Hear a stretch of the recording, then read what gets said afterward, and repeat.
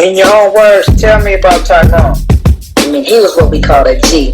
Always in the middle of things, instigating, arguing, fussing. He was funny to us. I mean, he been putting in work for so long, it got to a point where he just like to see other people do dirt.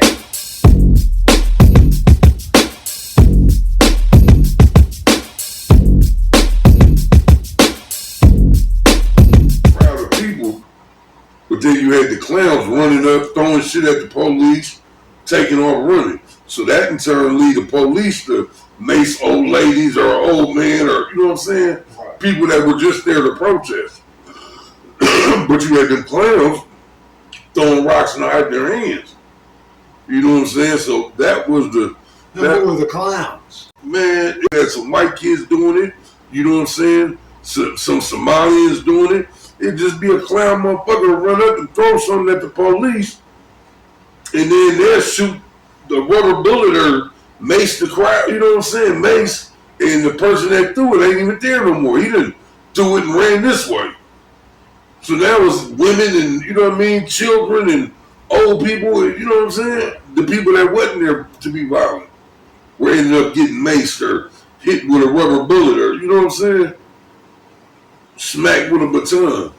You know, that old weird shit. So that shit was just crazy, man. Because there seems to be a large majority of Minnesotans that feel that the Somalis played a big role. They did. In destroying a lot They of did. The Somalians well, the younger Somalians played a big role, you know what I'm saying? Because they're the ones that initiated the melee at Target. Then they pulled it off at Cub. Right. You know what I'm saying? So they knew, you know, they did their part. They played their part and cherished it up. And I had got some information the other day that a lot of storefronts and different bars and things of that nature that got destroyed by the Somali around that community were black owned. I don't know. We got to investigate that and see how many stores that were black owned got destroyed.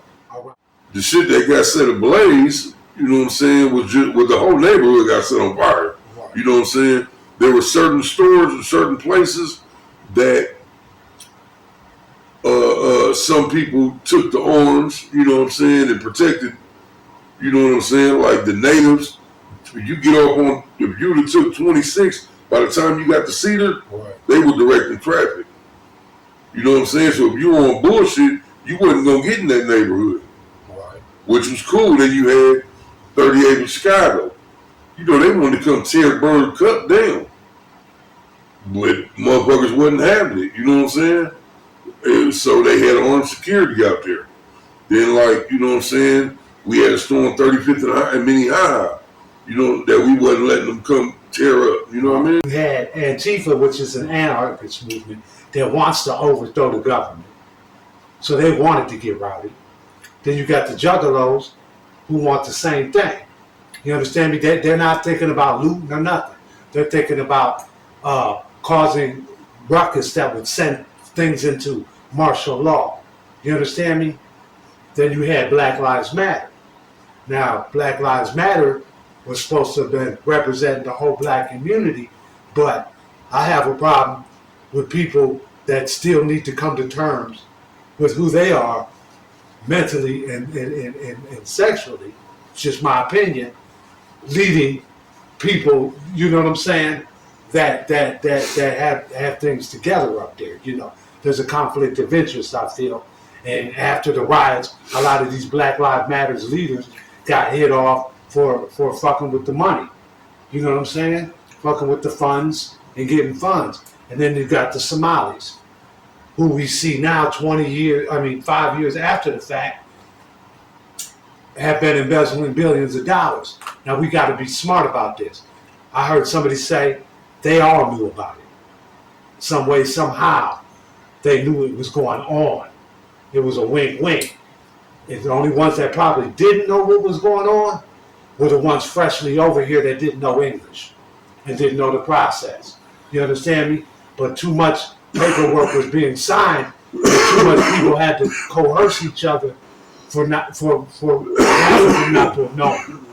Oh, So I mean, I think the point with that the is ones that knew, the ones that were involved in it. the point that, but I'm saying the ones that knew. There was like only this. a handful involved in it. It's like this: if everybody that comes over, right, sits down, and you have an interpreter, and then you have the person who's signing the paperwork, right, and helping that person who just arrived sign the paperwork. They're coercing that dude in what to say and what not to say. Sign this. Tell him you got this. You understand me? So the process is like if I came to your state and you were plugging me up with government assistance, we would sit down and you would tell me all the things to fill out so I could get the most benefits, right? Yeah. Even if I didn't, tell him you got your kids. Tell him you got a car, but you know what I'm saying? All the things that you know are going to get me that money, you're going to tell me to say. Me being a smart person is going to know we're scheming. Yeah. You feel what I'm saying? When you got a daycare open and you got 50 kids enrolled there, they had to have real kids' names, so they had to go to these parents and say, this is what we're doing. The parents got to know I'm not sending my kids to the daycare, so everybody's got to be They were adult somehow daycares. knowing. And what they're thinking is that They were adult daycares. Okay, so they were adult daycares. That's what they're saying. They're adult daycares, and we got to know this. They can't be respected over here because look what they did to the country they already had. Yeah. They want us to think that they went through some struggle that was so traumatic. It's only been 50 years. Black Hawk Down was only in '92. Before that, your country was falling because you guys didn't know how to run it. You guys got to gangbanging against each other. Tribal warfare. You feel what I'm saying? And so now you've been booted out of every fucking country that you've went to. They've had a problem with you and booted you out. And so you came to America. When you came to America, the government in Minnesota, Democratic, seen a play. And that play was, if we get the Somalians to go Democrat because they're tribal, we get the leaders to go, boom, they're all going. We'll have this motherfucking state forever. You understand me? And so what they did is they turned a blind eye and somebody gave these dudes the knowledge to know that this is what they could do to take the money that was set aside for civil rights stuff that the black Americans fought for.